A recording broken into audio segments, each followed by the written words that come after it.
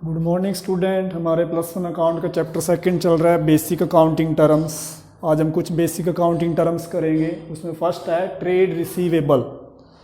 Trade receivable refer to the amount receivable on account of sale of goods और services rendered by the company in the normal course of business.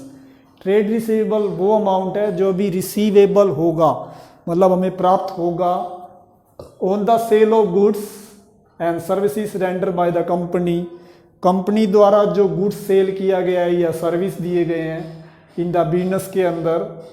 Trade receivable में दो चीज़ें include की जाती हैं, debtors plus bills receivable. Trade receivable में हमारे दो चीज़ आएंगे, डेटर्स आएंगे सारे देनदार प्लस बिल्स रिसीवेबल आएंगे।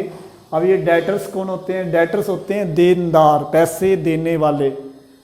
The term debtors represent those persons or firms to whom goods have been sold or service rendered on credit and payment has not been received from them। जो ये debtors हैं, देनदार, वो व्यक्ति हो सकते हैं, वो फर्में हो सकती हैं जिन्हें उधार पर माल बेचा गया है या उन्हें सर्विस सेवाएं दी गई हैं उधार पर और अभी तक उनसे पेमेंट रिसीव नहीं हुई, मतलब उन्होंने पैसे अभी तक नहीं दिए। उसके बाद है bill receivable. A bill of exchange becomes bill receivable for the person who draws it, drawer जिसे बोलते हैं, and gets it back after its acceptance from the ड्रावी।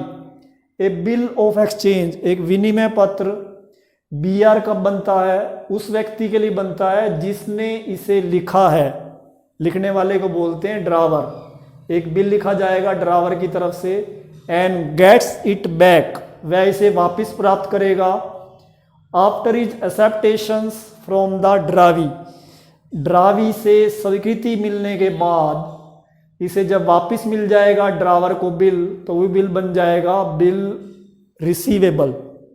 क्योंकि जिस व्यक्ति ने माल सेल करना होता है, क्रेडिट सेल किया है, उसको पैसे लेने हैं डेटर से, तो वो डेटर के ऊपर बिल लिखेगा। अगर वो डेटर उस बिल को एक्सेप्ट कर लेता है और वापस कर देता है, तो वापस करते ही ये बिल बन जाता है बिल रिसीवेबल। इसके बाद है trade payable. Trade payable is the amount payable on the account of goods purchase और service taken in the normal course of business. Trade payable वो अमाउंट है, वो राशि है जो पेमेंट करनी है हमें, पेबल है।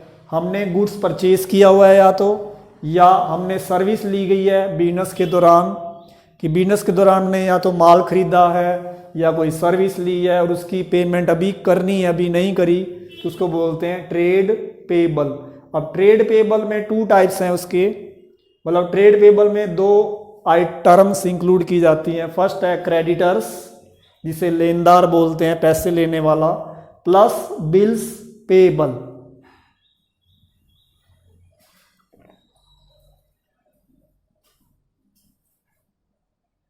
इसके बाद है, हमने बताया था ट्रेड पेबल के अंदर दो इंक्लूड थे आपके, क्रेडिटर्स और बिल पेबल।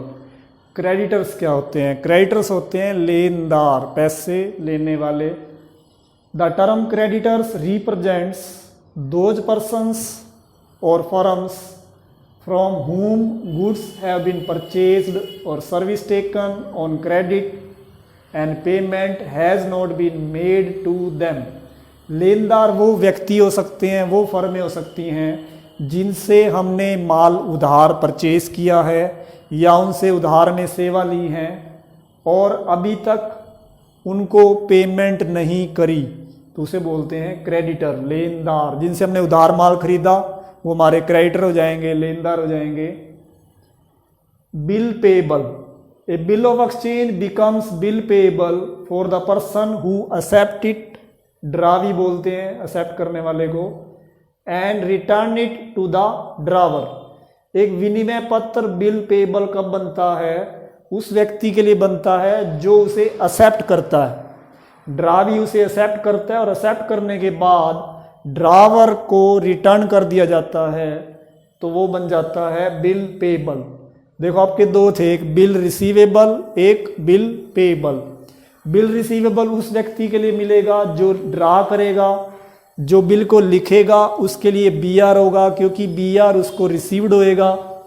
और जो बिल्स पेएबल है वो उस व्यक्ति के लिए बनेगा जो उसे एक्सेप्ट करेगा, जिसने पेमेंट करनी होती है उसके लिए बिल पेएबल होता है। और जिसको पैसे मिलने होते हैं, जिसको पैसे रिसीव्ड होने होते हैं उसके लिए BR होता है। क्योंकि BR लिखता कौन है? ड्रावर। और उसे एक्सेप्ट कौन करता है? ड्रावी। ड्रावर लिखने वाला होता है और ड्रावी एक्सेप्ट करने वाला। एक्सेप्ट करने के बाद वो ड्रावर को रिटर्न कर देता है, तो ड्रावी के लिए बन जाता है बिल पेएबल और ड्रावर के लिए वही बिल बन जाता है BR। बिल तो एक ही होता है। गुड्स, गुड्स होते हैं माल। Goods include all those things which are purchased for resale. माल में वो सारी चीजें आ जाएंगी जिन्हें हम खरीद रहे हैं बेचने के लिए। और which are use for producing the finish product, या हम उसे यूज कर रहे हैं तैयार माल करने के लिए। हमने फिनिश प्रोडक्ट तैयार करना है, कोई तैयार माल तैयार करना है, उसके लिए हम गुड्स को यूज कर रहे हैं, कच्चा रॉ मटेरियल खरीद रहे हैं और फिनिश गुड्स में चेंज कर रहे हैं। Which are also meant to be sold, जिसे आगे फिर बेचा जाएगा। मतलब आपने रॉ मटेरियल परचेज किया और आगे फिनिश गुड्स में चेंज करा, फिर फिनिश गुड्स को जो सेल किया है, फिनिश प्रोडक्ट हमारा क्या बन जाएगा? गुड्स बन जाएगा।